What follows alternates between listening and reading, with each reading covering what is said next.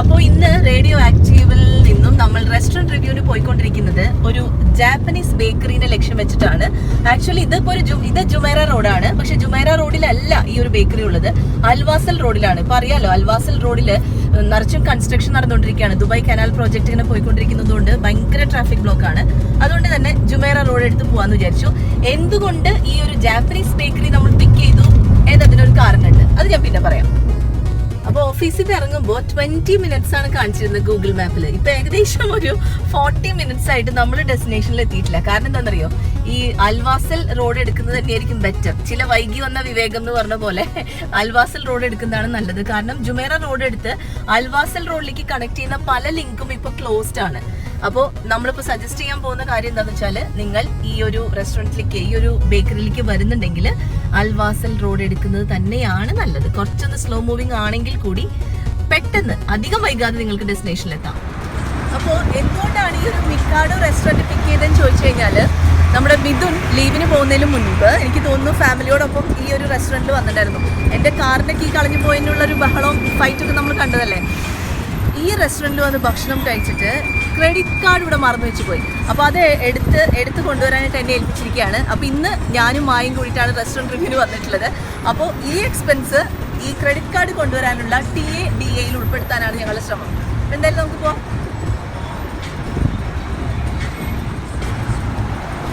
Okay, അപ്പോൾ Mikado Japanese bakery, അതാണ് ഇന്നത്തെ റെസ്റ്റോറൻറ്റ് റിവ്യൂ.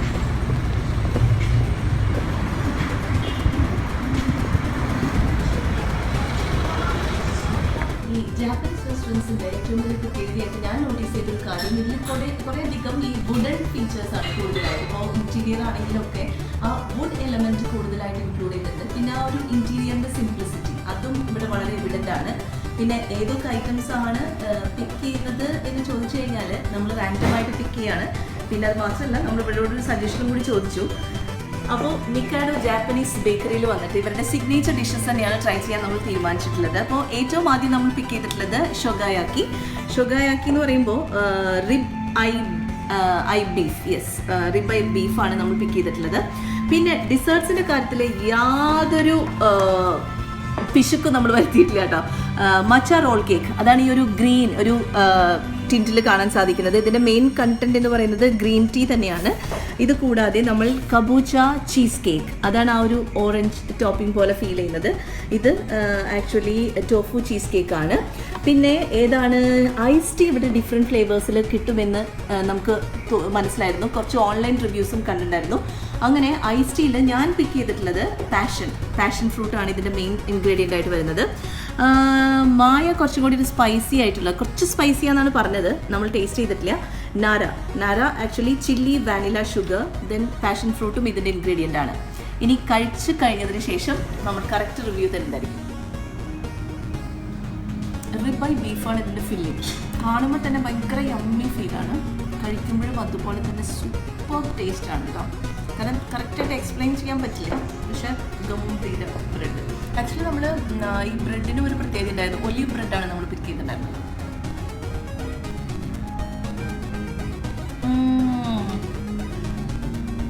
സൂപ്പർ.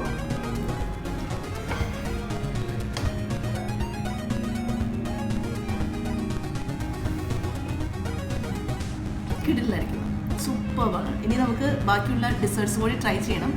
പിന്നെ ഇതൊന്ന് ആസ്വദിച്ച് കഴിക്കട്ടെ.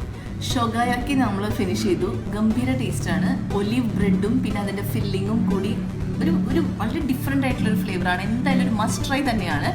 പറ്റുകയാണെങ്കിൽ ഈ ഒരു റെസ്റ്റോറൻറ്റിൽ വന്ന് അതൊന്ന് ട്രൈ ചെയ്യണം. പിന്നെ നമ്മൾ ഡിസേർട്ട് 2 എണ്ണമാണ് പിക്ക് ചെയ്തിട്ടുള്ളത്. ഒന്ന് മോച്ച റോൾ കേക്ക്. ഇത് കാണുമ്പോൾ തന്നെ നമുക്ക് മനസ്സിലാവും ആ ഗ്രീൻ ടീ ഫ്ലേവറിലാണ്. ഗ്രീൻ ടീ സ്പോഞ്ച് കേക്കാണിത്. പിന്നെ ഇത് cheese cake. Of course cheese cake ആകുമ്പോൾ നമുക്ക് കുറച്ച് ഫെമിലിയർ ആയിട്ടുള്ള ഒരു ഫ്ലേവർ തന്നെയാണ്. അപ്പോൾ എന്തായാലും ഇതും നമുക്ക് ട്രൈ ചെയ്യാം. അപ്പോൾ ഇവർ പറഞ്ഞിരുന്നു ഈ ഒരു റെസ്റ്റോറൻറ്റിൽ ഏറ്റവും കൂടുതൽ ഇവർ യൂസ് ചെയ്യുന്നത് ഈ ജാപ്പനീസ് ഗ്രീൻ ടീ ഫ്ലേവറിലുള്ള ബ്രെഡ്, ആ ഫ്ലേവറിലുള്ള ഡിസേർട്ട്സൊക്കെയാണ്.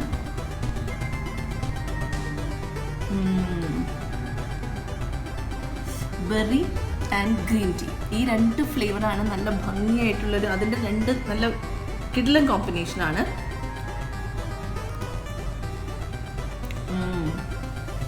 ഗ്രീൻ ടീ ഫ്ലേവർ മുന്നിട്ട് നിൽക്കുന്നുണ്ട്.